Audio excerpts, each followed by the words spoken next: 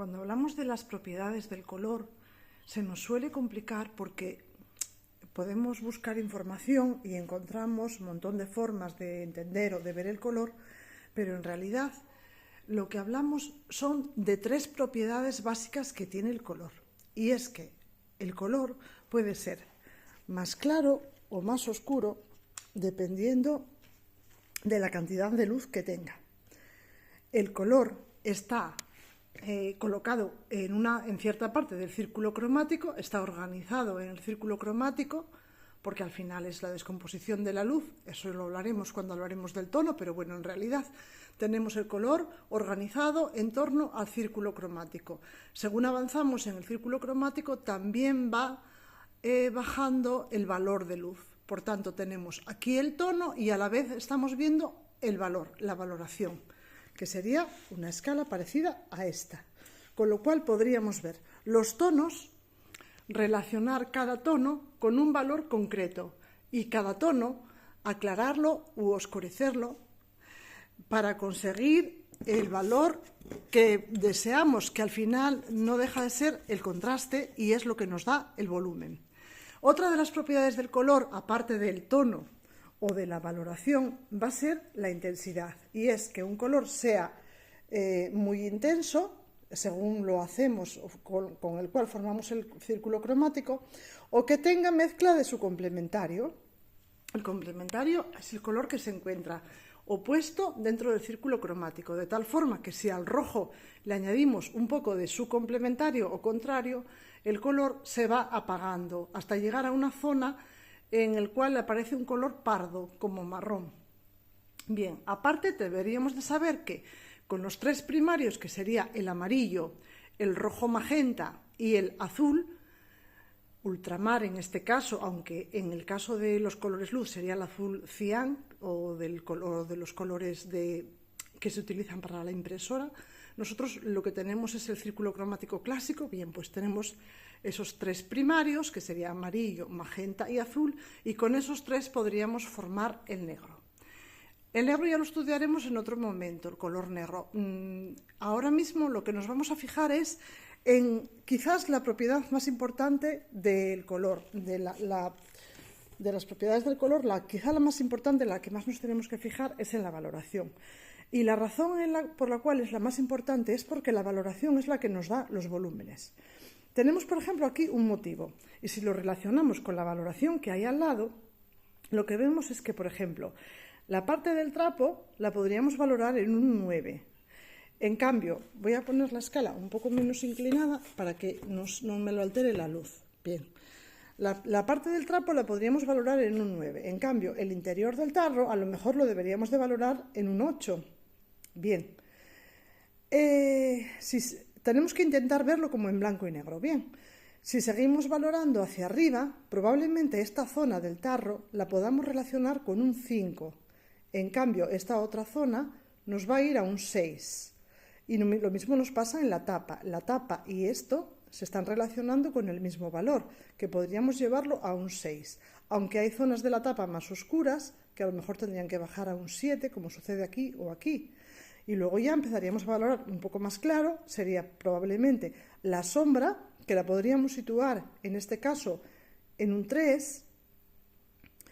A lo mejor la sombra más cercana la podríamos situar en el 4, y de esa manera lo que conseguimos son los volúmenes, porque lo que nos da es la sensación de que el tarro al final entras dentro de él, de que hay una parte que sobresale, de que hay partes que reflejan la luz, hay otras partes que quedan en sombra. Por tanto, es estudiar esto y numerarlo y sobre todo reflexionar antes de empezar a pintar en ello, lo que nos va a hacer es que consigamos el volumen del objeto, porque da igual que el tarro sea de otro color, que el trapo sea de otro color, siempre que nos mantengamos con la escala de valores, manteniendo esa relación de contrastes. Aquí tenemos una escala de valoración que la llamamos la escala de Munsell, aunque nosotros no tenemos no lo hacemos con blanco y negro, como en su momento lo haría Munsell, lo hacemos con tierra-sombra, en este caso sí, tierra-sombra tostado. Y vemos que el 1, que sería como un 10% de sombra aproximadamente, solamente el que tiene, no es blanco puro, es casi blanco. bajaríamos al 2, al 3, pero aquí ya vemos que hay 3 claros. Bien, en esta zona tenemos 3 medios y en cambio aquí ya tenemos 3 oscuros. Y es muy importante entender cómo hacer la escala, hacer varias escalas, repetirlas hasta que podamos conseguir mover un color en lo que nos permite la escala. Por ejemplo, el tono amarillo, pues lógicamente a lo mejor nos permite una escala de comienza en un 3, lo podríamos aclarar con blanco para llegar al 2, con más blanco para llegar al 1, bajaríamos con el complementario en este caso o con el siguiente en el círculo cromático para llegar a otro valor, que ya si este es el 3, este sería el 4, aquí tendríamos el 5, bajaríamos al 6, al 7 y así paulatinamente. Claro, si seguimos oscureciendo el amarillo, lo tenemos aquí continuado, ya perdería perdería las cualidades del color amarillo. Bien, las características del color amarillo. Bueno, pues ahora lo que vamos a hacer es hacer una escala de Munsell para entender cómo hacerla de una forma muy sencilla. Cabe apuntar que la escala de Munsell parte de... es una cosa, bueno, parecida a esta cosa cutre que tengo aquí, que es el árbol de Munsell. Munsell quiso pintar, venía de Estados Unidos y quiso pintar con los impresionistas franceses. Entonces se encuentra que cuando salían a pintar a él no le daba tiempo a terminar de pintar nunca. Y cuando pasaba al estudio, las luces de su estudio provocaban que los colores se vieran de otra forma. Así que decidió hacer una clave, nombrando los colores, poniendo una clave en la cual figuraba. Era como un árbol, formó como un árbol, que él llamaba el árbol de Munsell, en la cual figuraba, digamos que en el tronco del árbol figuraba los diferentes valores, yendo del 1 al 10 en su caso. Había como una esfera, la cual era directamente lo que se formaba con el perímetro, era el círculo cromático, con todos los colores ordenados, como serían amarillo, amarillo anaranjado, naranja, rojo, rojo magenta, magenta violáceo, violeta, azul violáceo, azul, el azul verdoso, el verde medio y el amarillo verdoso. Bien.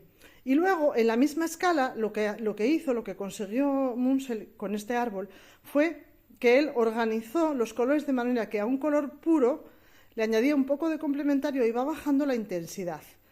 Y más complementario y bajaba más la intensidad, más hasta casi llegar al negro o un color muy pardo, hasta casi llegar al otro color contrario, ¿no? En el círculo cromático. Siempre lo mezclaba con el color contrario o complementario.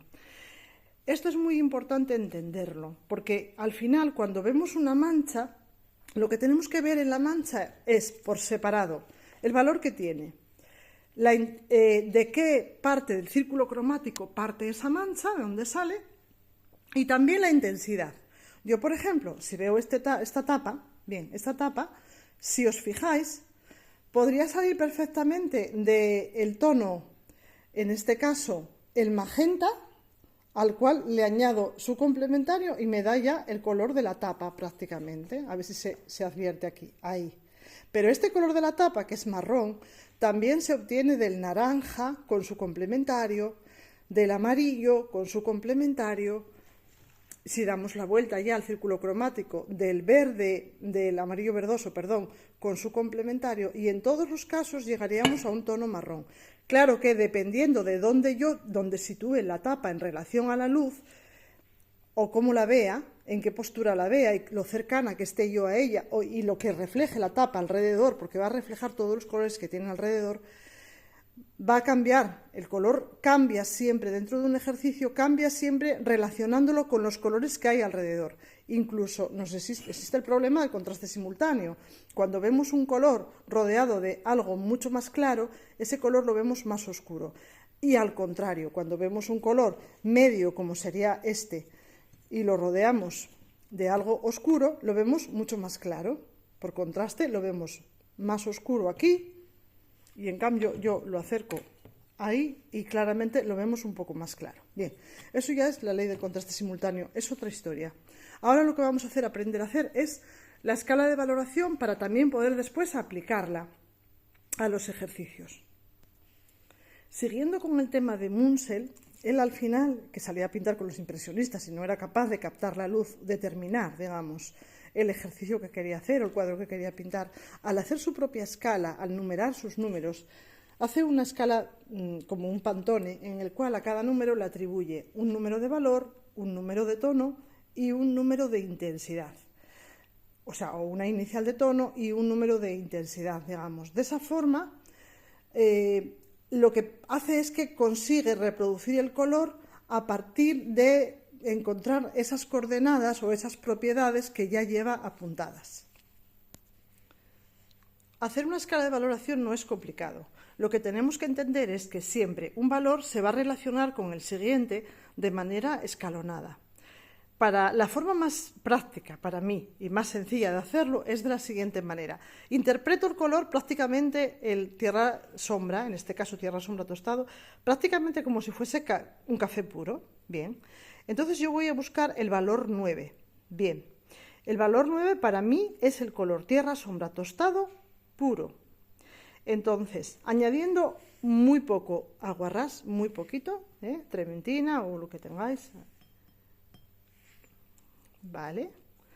Añadiendo una pequeña cantidad de aguarrás, yo ahí voy a conseguir el primer valor, el más oscuro, que sería el 9. Aquí brilla, lo veremos después al final un poco mejor.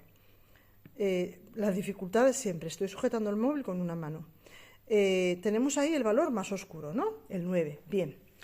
Vamos a aclarar ese valor. Entonces, ¿cómo aclaramos un café con leche? Pues nada, directamente le añadimos un poco más de leche, un poco de leche al café, lo aclaramos bien.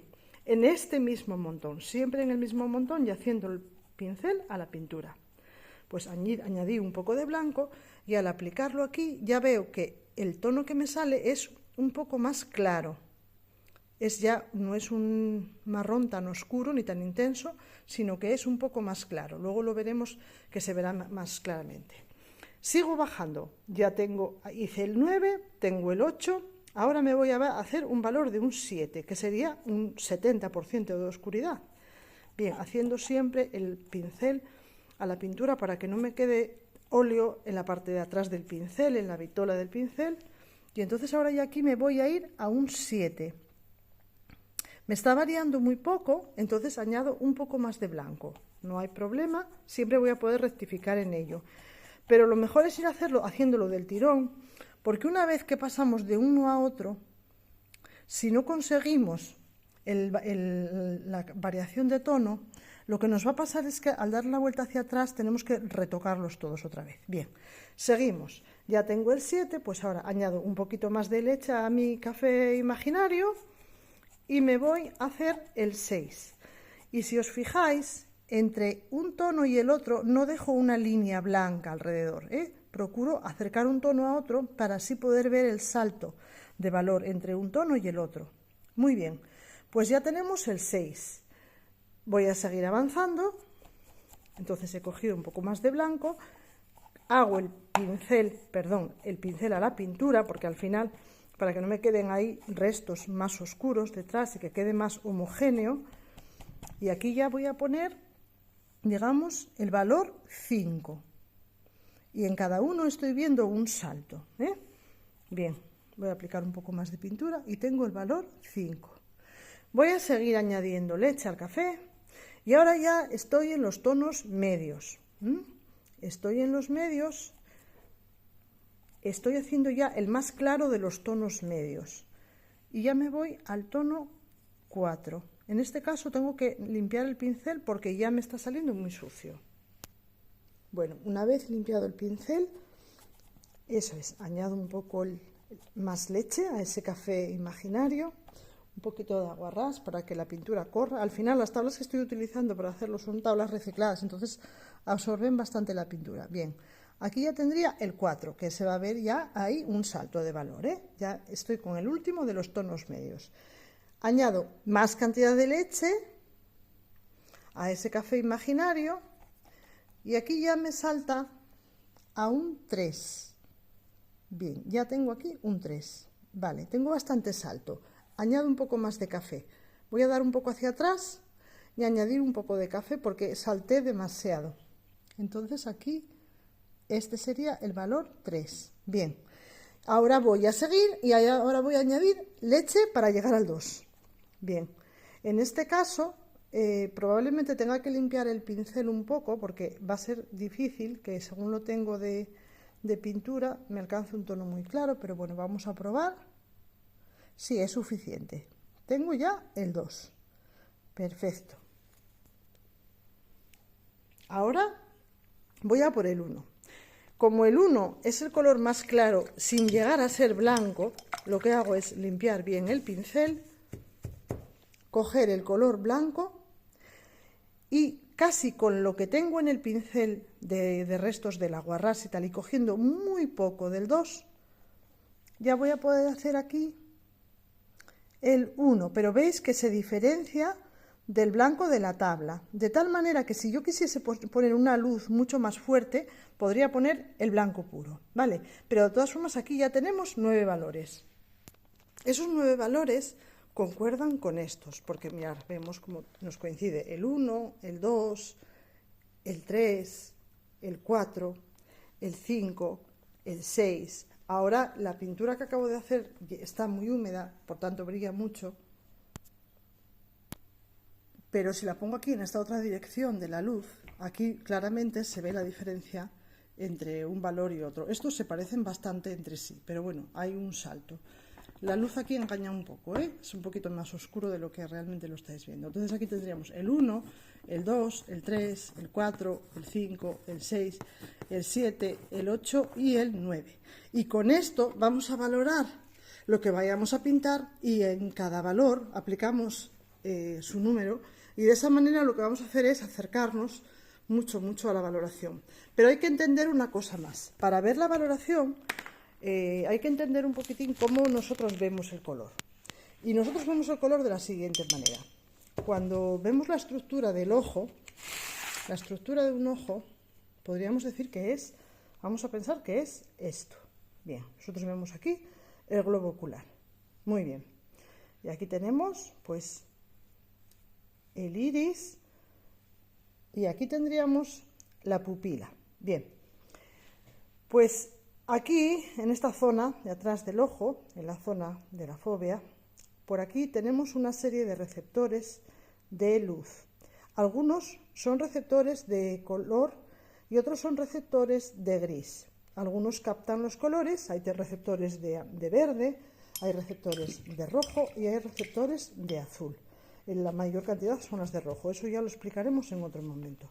La cuestión es que estos receptores que son los, digamos, los bastones, se llaman bastones, estos receptores se llaman bastones además porque tienen una forma como parecida a esto, ¿no? Cuando los vemos así, las células pues son una cosa así parecida a un bastón. Bien, pues estos bastones se activan por la noche, por esa razón tenemos la visión, digamos, cuando queremos ver muy bien el color, abrimos mucho los ojos, dejamos que pase mucha luz al ojo, pero cuando queremos captar el gris, tenemos la necesidad de entornar la vista, o sea, de cerrarlas, arrimar un poco las pestañas, entrecerrando los ojos, de tal forma que pase muy poca luz hacia el ojo. Va a pasar muy poca luz y eso va a hacer que los conos que tienen esta forma y captan el color, los conos dejen de trabajar y los bastones empiecen a trabajar, digamos que se activen. Los bastones se activan de noche y se activan también en zonas de oscuridad donde no entra la luz suficiente para ver el color. Así que entornamos la vista y de esa manera se van a potenciar los grises.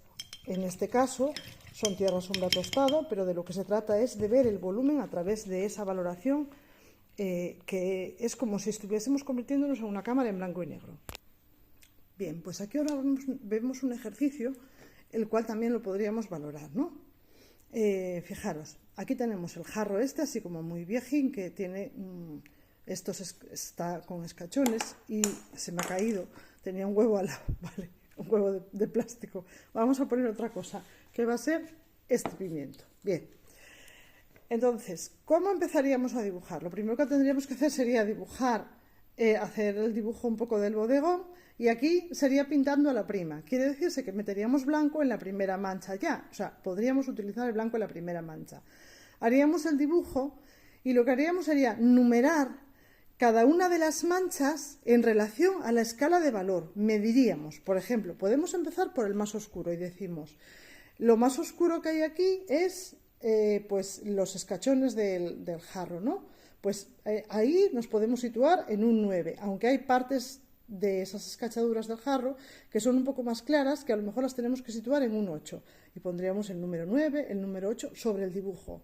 Seguiríamos valorando y veríamos que lo siguiente en valor probablemente fuese la sombra que tiene aquí el jarro debajo. Bien, pues esa sombra es más clara que este escachón, por tanto ahí ya la podríamos poner en un 6 o en un 7. En un 7. ¿Por qué razón? Porque cuando comparamos la tabla con la escala, la tabla prácticamente se movería entre el 6 y el 5. Aquí la luz hace que veamos mucha diferencia, pero si cambio un poco el móvil de posición, ¿vale? Y entrecerramos los ojos, lo que podemos ver es que la tabla es prácticamente un poco más oscura que el 6. No, estaría en el 5. Aquí ya vemos la tabla con un valor parecido al 5. Bien, sigo valorando. Ya pondría un 5 donde tengo el dibujo de la tabla y sigo valorando y entonces ya vería desde esta postura en la que estoy ahora, vería aquí una parte más oscura en la zona del aquí, que a lo mejor aquí le podría dar un valor de un 3 y en cambio aquí le tendría que poner ya un valor de un 2. Pero si os fijáis, el pimiento se está reflejando aquí en esta zona del jarro. Aparto el pimiento y se quita el reflejo. Bien, pongo el pimiento y se pone, y se está reflejando como por aquí y por aquí. Bien, y esto hace que tenga un valor que si aquí tengo el 3 en esta zona un poco más bajo y aquí ya tengo el 2, aquí también ya tendría un 2 y todo esto ya lo podría valorar en un 1, independientemente de que esta parte de aquí la estoy viendo un poco más limpia, digamos, y en esta zona veo más frío, pero realmente el valor es el mismo. Ahora, ¿qué pasa si iluminamos toda esta zona? Lo iluminamos. Aquí ya nos cambian las cosas, nos aparece un valor diferente, porque lo que antes valoraba aquí como un 3, se ve claramente aquí que sí, eso podría ser un 3, y aquí ya tendría que pasarme al 2, pero el cuerpo del jarro, en esta zona de aquí, sí que tendría el 1, pero si os fijáis, esta zona es luz, pero aquí ya tengo la zona de penumbra, que ya va desapareciendo la luz. Ya tendría que pasar al 2, y en cambio aquí, que está más oscuro, porque es la sombra que se provoca el jarro a sí misma, en sombra propia, esa zona, a lo mejor aquí ya tendría que dar alguna pincelada del 3. Y la sombra arrojada del jarro en este caso, con la luz encendida, veis que tengo aquí una sombra aproximadamente de un 6, pero cuando me vuelvo aquí tengo una sombra de un 5 y en cambio la tabla se me queda en el salto aproximadamente en un 4. Bien, el pimiento le pasa lo mismo. Cuando estaba sin luz tenía un valor diferente, tenía la parte de arriba con un valor claro, que podríamos calcularlo, yo creo que en un 2, hay una zona por aquí que la podríamos valorar en un 3, y luego la sombra estaría más próxima a él, y la podríamos valorar en un 6. Pero claro, cuando encendemos la luz, esto nos cambia, porque lo que hace es que nos aumenta la luz en la parte superior, de tal forma que aquí prácticamente lo podríamos ver en el 2, pero aquí sí que hay como una frontera en la cual vemos un poco más oscuro, podríamos valorarlo en un 3 y toda esta zona de aquí abajo la tendríamos que valorar probablemente en un 5, en un 4 y la sombra se lanzaría más allá y la podríamos meter también en un 6, como habíamos dicho que era la sombra del jarro. En una palabra, en pocas palabras, lo que tenemos que hacer es hacer el dibujo y a cada parte del dibujo, a cada mancha, atribuirle un número de valor y luego hacer ese número siguiendo nuestra escala de valoración y ponerlo donde lo hemos puesto. Podemos ir de hecho, hacemos el 9, lo ponemos donde está, hacemos el 7, O sea, el 8 donde esté, el 7 donde esté, a lo mejor no tenemos ningún 5, pues pasamos al 4, al 3, al 2 y así. Y luego, si tuviésemos una luz muy potente, como por ejemplo aquí en el caso del pimiento, y tenemos ya en esta zona el 2 y aquí el 3, a lo mejor esta luz fría que tiene el pimiento aquí sería un 1, pero probablemente aquí deberíamos de poner una mancha de blanco puro para poder diferenciar esa luz un poco más tenue de esta otra que es más intensa. Si trabajar de un motivo en color nos resulta muy complicado para poder traspasarlo mentalmente a escala de grises, siempre podemos comenzar a estudiar la valoración con fotografías hechas en blanco y negro, de tal manera que atribuimos menos cantidad de valores porque la fotografía está más simplificada. Y aquí, por ejemplo, vemos un ejercicio partiendo de esta fotografía en blanco y negro, en el cual trabajamos solamente con 5 valores. Aquí la luz engaña un poco, porque tengo la luz encendida. Trabajaríamos con 5 valores. Este es el ejercicio de un compañero, de un alumno. Él dividió en 5 valores la fotografía y aquí fue separando cada uno de los valores, así, en manchas separadas, porque al final de lo que se trata es un ejercicio en el cual tenemos que ver esos contrastes. Por último, deciros que muchos pintores comenzaban sus ejercicios, sus cuadros, pintando una grisalla, estudiando así el valor.